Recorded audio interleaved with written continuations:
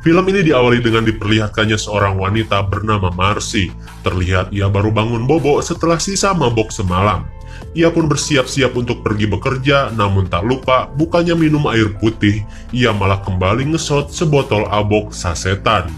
Tak hanya itu, di perjalanan pun ia kembali membuka sebotol minuman. Gila sih. Dan sesampainya di kantor, ia pun dicegat oleh seorang temannya yang berkata, "Kenapa kau memecat pekerja kita yang bernama Harvey?" Namun karena abok parah, si Marcy gak peduli dan kembali masuk ke ruangannya. Ya, Marcy bekerja di bagian personalia. Di dalam ruangannya pun ia kembali ngobat dengan bantuan air AO. Dia minum lagi. Gelo sugan sia boy. Namun karena kebanyakan, ia pun akhirnya merasa mual pengen muntah. Namun tiba-tiba di luar sudah terjadi kekacauan.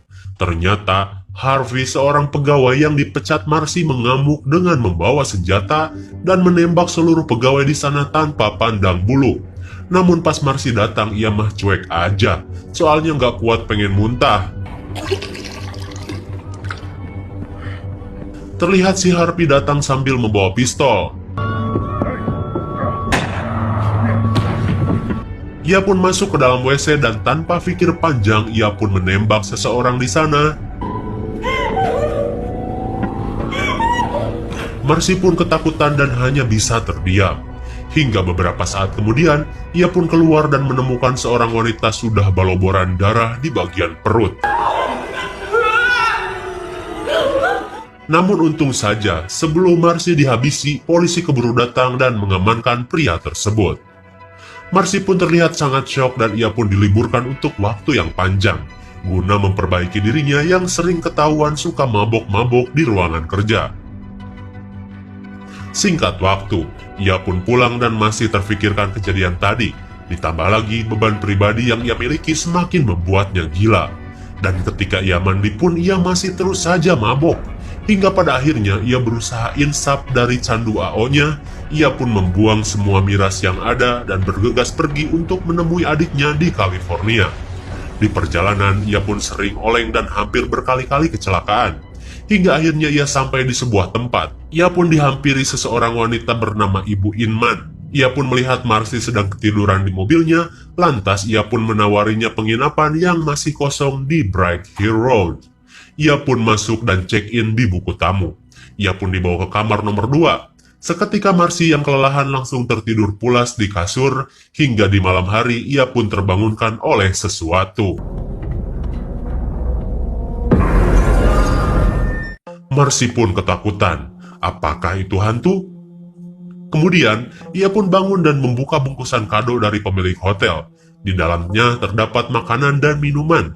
Hingga ia melihat ada salib yang menempel di lemari. Namun entah apa alasannya, ia pun mencopot salib itu dan menyimpannya di dalam lemari. Lalu perhatiannya tertuju kepada sebotol anggur merah. Di sana terdapat tulisan "Selamat Tahun Baru. Minumlah hadiah dari kami." Marcy pun sedikit ragu, namun pada akhirnya ia pun tergoda dan kembali minum AO tersebut.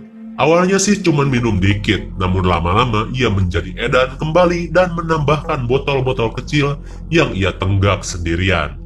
Edan gitu boy, uyuhan gak puyeng gitu. Ia pun terlihat seperti menelpon adiknya yang berada di California sambil mabok-mabokan. Katanya sebentar lagi ia akan pergi ke sana. Pagi pun menjelang. Terlihat kamar yang sudah acak-acakan karena sisa mabok semalam. Dan terlihat beberapa botol yang sudah ia tenggak. Ia pun turun dan ngopi sambil bercakap-cakap dengan pemilik hotel yang ramah. Setelah dirasa baikan, ia pun kembali ke kamarnya, namun ada yang aneh. Hello? Untung saja tidak ada apa-apa. Ia pun beres-beres, namun setelah semua botolnya dibereskan, betapa kagetnya. Tiba-tiba ia mendapati kembali minuman Amer utuh di atas meja, seolah menyuruhnya untuk kembali mabok. Dirasa ada yang aneh, ia pun pergi keluar kamar dan mendengar rintihan seorang wanita di kamar sebelah. Ia pun kembali menemui pemilik hotel dan menceritakan apakah ini hotel berhantu. Ia pun menjawab biasa saja, karena yang menginap di sini kebanyakan orang-orang yang memiliki masalah berat. Apa ya maksudnya? Dan tak lama ia pun ketiduran setelah membaca buku-buku aneh. Mungkin kalian bertanya-tanya kenapa? Yang namanya orang mabok emang gitu lur, kelakuannya aneh-aneh. Dan setelah ia terbangun, ia pun mencari pemilik hotel. Lalu, Mrs. Inman? loh kok minuman Amir itu kembali ada di hadapannya? Marsi merasa semakin gila dengan situasi itu. Ia pun kembali berjalan dan tiba-tiba tujuannya tertuju kepada sebuah gudang aneh. Ia pun masuk dan melihat banyak sekali botol-botol minuman, juga tutup botol berserakan. Ia pun kembali berjalan dan terdengar bisikan-bisikan aneh. Marcy, give me a beer. Ia pun lari ketakutan. Ada bayangan hitam besar berada di sana. Ia pun keluar. Ia pun kembali ke kamarnya dan berkata, seolah makhluk itu adalah arwah ayahnya. Ia pun membuang Amer dan minuman-minuman yang selalu ada di kamarnya yang datang entah dari mana. Ia berusaha untuk tidak kembali tergoda untuk mabok. Hingga di pagi hari, ia pun merasakan demam yang dahsyat akibat berusaha melawan candunya. Dan di malam harinya, ia terus mendapat gangguan-gangguan aneh. Ia pun kabur dan meminta tolong di lorong hotel hingga ia pun kembali masuk ke kamar dan berbicara, itu semua kecelakaan. Maafkan aku. Di sini kita mulai curiga Marcy mempunyai masa lalu yang mengerikan. Di pagi hari, Marcy pun ditenangkan oleh si pemilik hotel yang katanya kau hanya kebanyakan minum. Namun Marcy bilang ia sudah berhenti minum 2 hari ini. Namun ia masih mengalami hal-hal aneh. Dan pemilik hotel ini selalu care dan memberikan masukan-masukan baik kepada Marcy. Singkat waktu, Marcy pun kembali masuk ke dalam gudang dan melihat-lihat. Ia pun seperti tergoda dengan botol-botol kecap yang berada di depannya. Dan ia pun menemukan kartu-kartu ucapan yang aneh dan terkesan mengetahui masa lalu Marcy. Ia pun kaget. Dan ketika ia akan check out untuk pulang, ia pun keheranan kok ada nama dirinya yang sudah berkali-kali check-in di hotel ini. Apakah ia selalu datang ke hotel ini tapi tidak mengingatnya? Masih menjadi misteri. Namun ketika ia keluar, tiba-tiba tubuhnya yang sehat menjadi lemas dan hampir pingsan. Si ibu hotel pun datang menolongnya dan kembali membawanya ke kamar untuk ditidurkan. Dan disinilah keanehan mulai terjadi. Marcy pun seperti berhalusinasi dirinya sedang pergi menggunakan mobil, namun aslinya dia cuma duduk-duduk saja di sofa. Bahkan ia terlihat sedang berbincang-bincang dengan almarhum ayahnya yang selalu menyalahkannya atas kejadian kebakaran yang membuat keluarganya tewas. Namun Marcy menyangkal itu semua dan itu hanya kecelakaan saja. Hingga akhirnya ia pun seperti terlihat bertabrakan dengan mobil lain.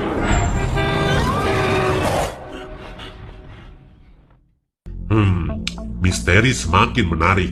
Masih mau lanjut? Oke. Malam berikutnya, ia pun selalu mendengar suara rintihan seorang wanita di kamar sebelah yang membuatnya tidak bisa tidur. Hingga di keesokan harinya, ia pun mengadukan kembali hal tersebut dengan si pemilik hotel. Dan seperti biasa, si pemilik hotel hanya bisa menenangkan Marcy seolah tidak terjadi apa-apa. Lalu ia kembali akan check out karena sudah merasa terlalu lama di hotel ini. Namun seperti biasa, kenapa ya setiap keluar hotel ia menjadi seperti itu? Ia seperti orang mabuk dan linglung, padahal sebelumnya ia terlihat sadar. Seperti biasa, Marcy terus merasa linglung, bahkan ia merasa tidak bisa membedakan mana kenyataan dan mana ilusi, padahal ia sudah berhenti mabuk. Singkat waktu, tiba-tiba ada seseorang lelaki misterius yang mengetuk kamarnya. Ia pun ditawari minuman Amer oleh lelaki itu dan mengajaknya jalan-jalan. Awalnya Marcy tidak mau, namun akhirnya ia pun merasa bosan di kamar dan terus pergi jalan-jalan. Di perjalanan, ia pun berbincang-bincang soal masa lalunya kepada lelaki tersebut, terkait tuduhan-tuduhan yang menimpa Marcy atas kejadian kebakaran dan kematian keluarganya. Dan setelah itu, ia kembali pulang ke hotel, namun ia merasa Marcy pernah mengalami ini selama berulang-ulang. Ya, istilahnya deja vu gitulah, dan ia merasa kembali pusing. Hingga beberapa waktu kemudian, ia pun mulai semakin gila dan mulai kembali tergoda akan minuman-minuman yang selalu ada di depannya. Ia berpikir, gak minum gua pusing, ya sekalian aja gua minum. Ia pun berkata, oke, kau menang, gua bakalan minum sampai darahku menjadi alkohol. Dan ketika ia minum, suara tangisan dari kamar sebelah semakin keras. Ia pun penasaran dan mengeceknya.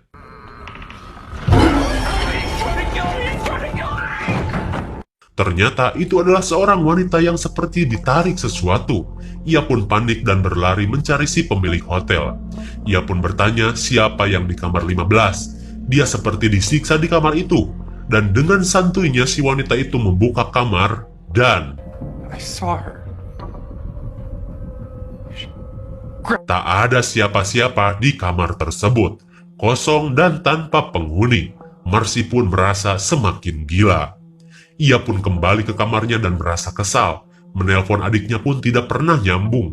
Ia pun kesal dan berusaha kabur, namun seperti biasa.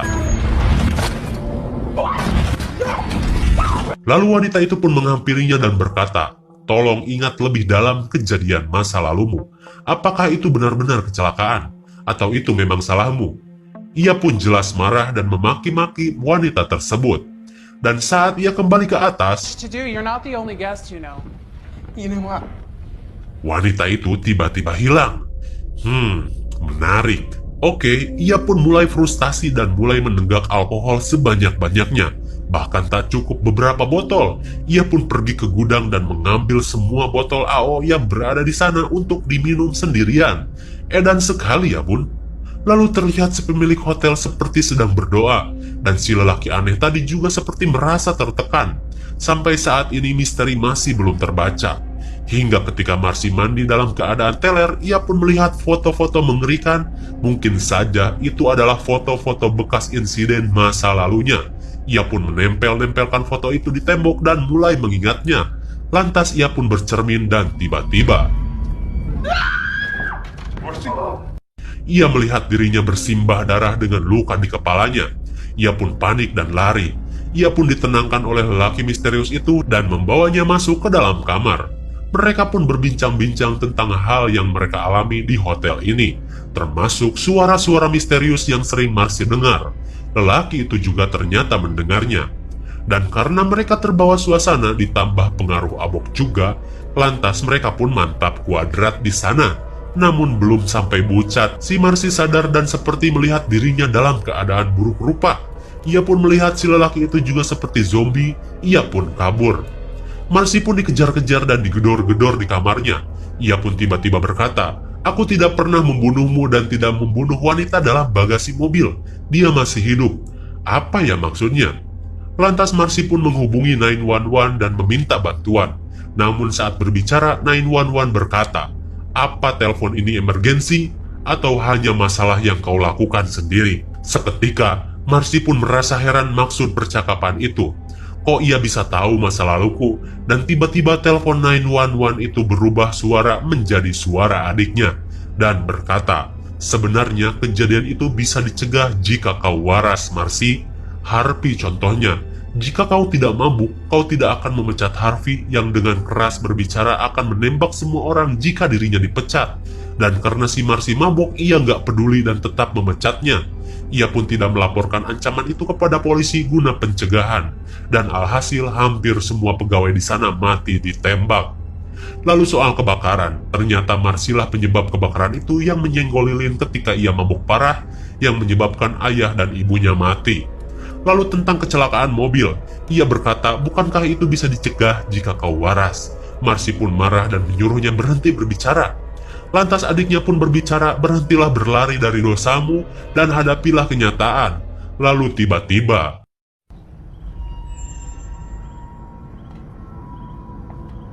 dan gitu boy, botol pun pabalatak hampir memenuhi kamar Marcy. Ia minum sebanyak itu tanpa ia sadari. Melihat hal itu, ia pun ketakutan dan kabur. Ia pun akhirnya bisa keluar dari hotel itu dan pergi menggunakan mobil. Si pemilik hotel pun hanya bisa memperhatikannya hingga pagi pun menjelang. Marcy pun bangun dari mobil dan pergi ke sebuah tempat. Dan ternyata, itu adalah hotel yang tadi. What? Dia kembali lagi ke sana dan masuk. Di sana ia pun didatangi oleh wanita pemilik hotel dan berkata, "Kau akan terus kembali sampai kau mengakui kesalahanmu, Marcy." Ia pun bercermin dan melihat dirinya berlumuran darah dengan luka parah di kepalanya. Dan kini ia tidak ketakutan dan menerimanya. Ia pun keluar kamar dan berbicara kepada wanita tadi, "Aku selalu mabuk-mabukan setiap hari, aku berangkat kerja dengan keadaan mabuk. Hingga kejadian Harvey terjadi, penembakan kepada semua orang di kantorku." Ia pun mengingat kebakaran itu, ternyata Mia adiknya dan juga ayahnya mati di insiden kebakaran tersebut. Ia pun mengakui itu semua adalah salahku. Lalu ia pun berbicara tentang kecelakaan mobil. Dan ternyata lelaki itu adalah lelaki yang ia tabrak dan meninggal. Namun katanya ada satu wanita di bagasi mobil milik lelaki tersebut, dan secara tidak langsung kau menyelamatkan hidup wanita tersebut. Lalu lelaki itu pun seperti ditarik tangan-tangan hitam dan menghilang. Lalu wanita itu berkata, "Neraka tidak akan menunggumu lebih lama lagi." Dan disinilah plot twist yang sebenarnya terjadi. Wanita itu mengulurkan tangan kepada Marcy dan berkata, "Apa kau siap?" Marcy pun mengangguk dan berjalan. Ia pun diantarkan menuju cahaya dan menghilang. Ya, ternyata dari awal Marcy hanyalah arwah penasaran, dan si wanita pemilik hotel adalah orang yang mampu mendedikasikan diri untuk membantu arwah-arwah yang terjebak di dunia, yang masih mempunyai masalah hidup di dunia. Merinding sekali. Singkat waktu, ia pun membereskan kamar berkas Marcy dan kembali mendapatkan tamu. Ya jelas, tamu tersebut bukanlah manusia, dan sekali lagi ia akan membantu arwah tersebut untuk bisa ikhlas dan pergi ke alam lain. Welcome. Bagaimana? Cukup merinding kan? Gila sih, emang kita nggak akan tahu sebenarnya yang terjadi sampai menjelang menit-menit akhir. Dan setelah kau tahu, kita akan merasakan merinding yang benar-benar ngare. Kalau masih belum ngerti, Saka yang jelasin secara singkat. Marcy adalah seorang wanita pemabuk yang selalu menyelesaikan masalah dengan cara mabuk-mabukan. Hingga karena kebiasaannya itu, membuat masalah semakin bertambah hingga membuat musibah yang lain. Seperti kebakaran yang menimpa keluarganya hingga meninggal. Lalu kejadian penembakan di kantor, yang akibat kesalahannya memecat Harvey dan menghiraukan ancaman Harvey menjadikan hampir semua pegawai di sana mati. Dan yang terakhir, kejadian tabrakan ketika ia mabuk. Ia pun menabrak sebuah mobil yang ditumpangi seorang pria yang tadi kita lihat, dan mengakibatkan Marcy dan lelaki itu tewas di tempat. Itulah sebabnya kita melihat luka besar di kepala Marcy, namun ia selalu lari dari kenyataan dan menganggap dirinya masih hidup. Namun ternyata di dalam bagasi mobil lelaki tersebut ada seorang wanita yang akan dibunuh, dan secara tidak langsung Marcy menyelamatkan hidup wanita tersebut. Itulah sedikit kebaikan yang Marcy lakukan menurut si pemilik hotel gaib tersebut. Dan ketika Marcy menyadari kesalahannya dan menerima dirinya, ia pun akhirnya bisa dibawa menuju alam selanjutnya untuk mempertanggungjawabkan perbuatannya. Dan itulah peran si pemilik hotel yang selalu menolong arwah-arwah penasaran dan membantunya menuju alam selanjutnya.